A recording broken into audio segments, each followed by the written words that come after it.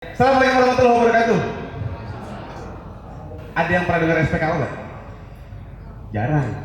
Orang tuh kalau nggak dengarnya SPPB ya kan, SPOG sama SPBU. Ya kan? Nah, jarang dengar SPKO.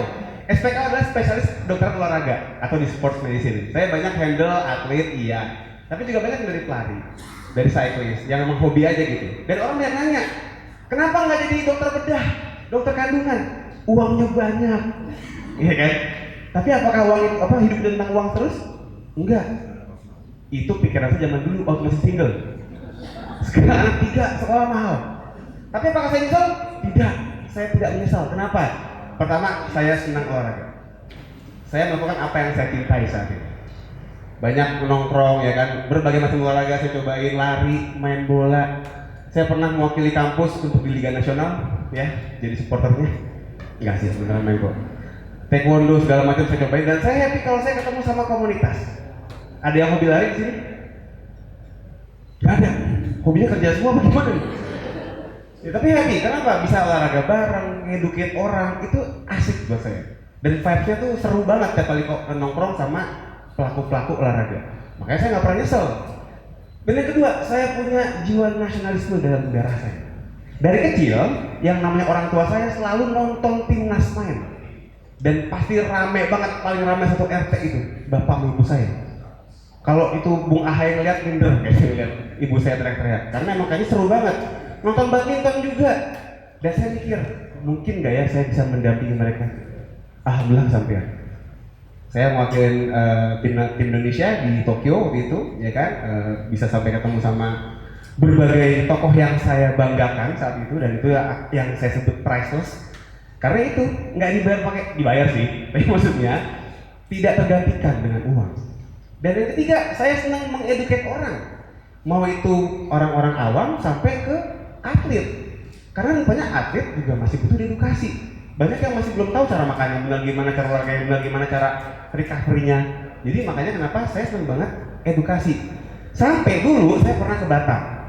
Ini bukan saya pasti di lurah, bukan ya? Gayanya kayak lurah. Saya ke Batam karena saya pengen daftar jadi ahli bedah waktu itu. Cuman di sana saya mikir, saya tuh pengen edukasi, dan kalau saya jadi ahli bedah, saya nggak siap untuk mengedukasi orang yang lagi dibius. Karena nggak bakal denger juga. Makanya saya beri banding setir adalah jadi dokter olahraga aja, banyak edukasi orang, termasuk lewat sosial media. Awalnya saya bikin konten ya bener-bener buat ya sama kayak teman-teman lah ya, buat flexing aja gitu. Kayak misalnya kita lagi jalan-jalan kemana gitu kan, tapi kok kayak nggak ada gunanya ya, kayak nggak ada faedahnya gitu. Makanya saya pengenlah bikin edukasi lewat sosmed. Awalnya saya bikin tuh serius, redaksi itu lurus banget, kayak tol Cipali tuh, lurus aja, nggak ada jokes-jokesnya, nggak ada apanya. Terus saya mikir, kok kayaknya gini-gini doang ya, kayak nggak seru gitu, kayak nggak ada apa ya yang bisa bikin orang pengen nyebarin konten saya. Dan saya perhatikan konten yang banyak disebarin adalah kalau nggak lucu harus ganteng. Saya sadar saya nggak seganteng itu, karena saya nggak punya sugar mommy, saya punya sugar glider di rumah ada. Jadi saya bilang, udah coba bikin yang lucu, bikin dengan sentuhan komedi. Dan ternyata benar, masyarakat suka. Orang-orang tuh happy karena apa? Rupanya tuh nggak selalu yang namanya edukasi tuh harus flat. Tapi dengan dibikin komedi, mereka dengan asiknya nyebarin ke yang lain. Dan alhasil apa? Message-nya lebih luas, nyampainya kemana-mana.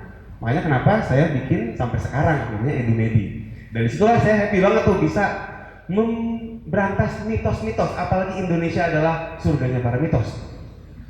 Soal kerokan, soal angin orang pingsan, ya kan semuanya kan banyak tuh. Mau masuk angin, angin duduk, angin bersila, angin nongkrong, mungkin ada semua di situ, ya kan? Makanya kenapa enak banget lewat sosmed kita bikin. Dan di olahraga itu juga banyak banget. Contoh satu nih, semakin kita berkeringat semakin baik, semakin bagus. Iya, makin bagus untuk kita dehidrasi. Jadi sebenarnya enggak. Karena orang banyak mikir, oh kalau misalnya orang lari itu kan mesti sampai keringetan banyak supaya lemaknya banyak kebakar. Apakah iya keringat itu adalah lemak yang kebakar? Tidak. Kalau misalnya keringat adalah lemak yang kebakar, keluarnya bukan air tapi minyak. Iya kan? Mau orang Pertamina juga air bukan minyak yang keluar. Makanya kenapa bisa kita bilang enggak ngaruh sama air sama lemaknya. Dan itu malah bisa bikin dehidrasi.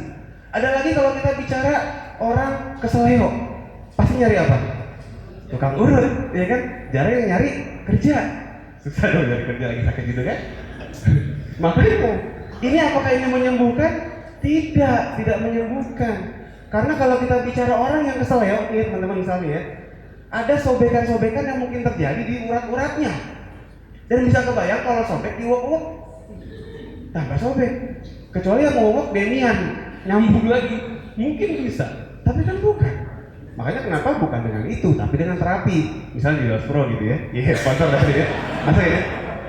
Harapannya dengan begitu saya bisa menyebarkan ilmu, ya dengan sosmed tadi orang lebih ngerti tentang sport science juga. Bagaimana lari yang benar, bagaimana olahraga yang benar, bagaimana recovery yang benar, dan juga masyarakat bisa lebih tahu, ya. Dan untuk ini saya punya misi. Tadi balik lagi tuh, meluruskan apa yang perlu diluruskan. Apalagi sekarang lihat tuh, yang namanya WhatsApp, apalagi grup WhatsApp keluarga, itu adalah sumber segala macam ilmu.